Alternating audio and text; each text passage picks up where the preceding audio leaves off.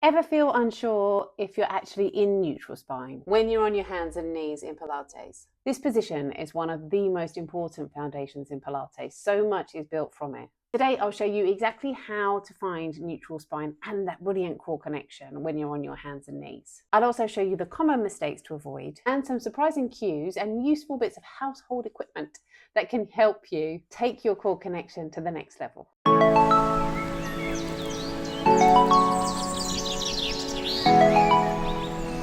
And keep watching until the end for a simple challenge you can use anytime during the week or in your class to bring yourself back to alignment. So we're going to start on your hands and knees with your hands directly under your shoulders and your knees right under your hips. Top tip, try and feel your middle finger is parallel in line with the edge of the mat.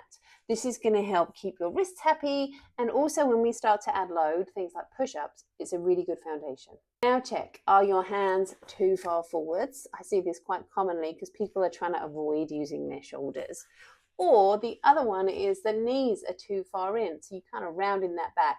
And that makes it really hard to make sure you're in neutral, but also harder to feel those deep core muscles when you're doing this. It throws everything off. So let's get started with this. One thing I want you to feel, and I'm sure you've heard this before, is that your tailbone is pointing straight out. So imagine the bottom of your hips, your ischium, the bits you sit on, they've got little headlamps and they're poking out behind you. So we're not tucked under and we're not dropping through the back.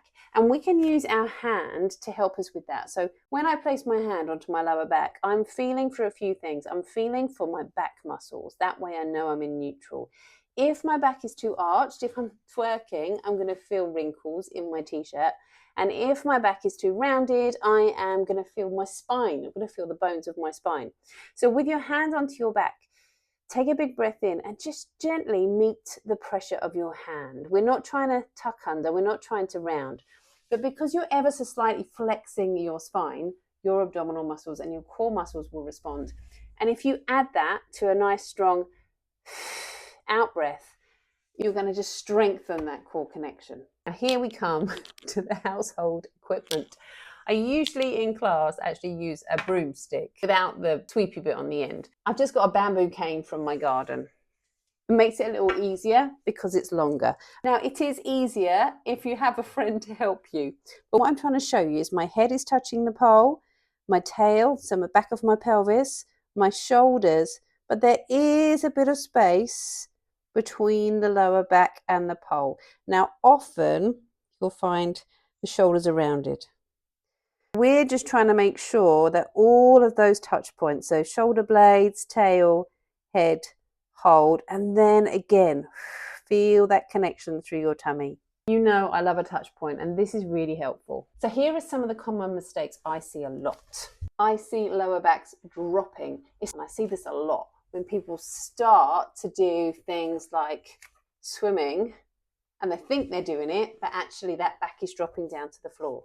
I see chins poking forwards and I see heads looking down to the thighs. So you're trying to feel the crown of the head is coming out and away from you. I see elbows locked out or hyperextended, so those wrists come forward, so you see that kind of shape there with the elbows.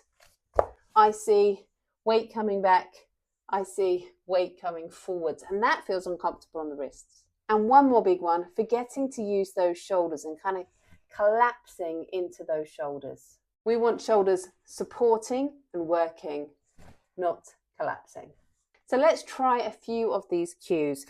Send the crown of your head to the wall this way. Imagine you're drawing your hips up towards your ribs to feel that connection through your tummy.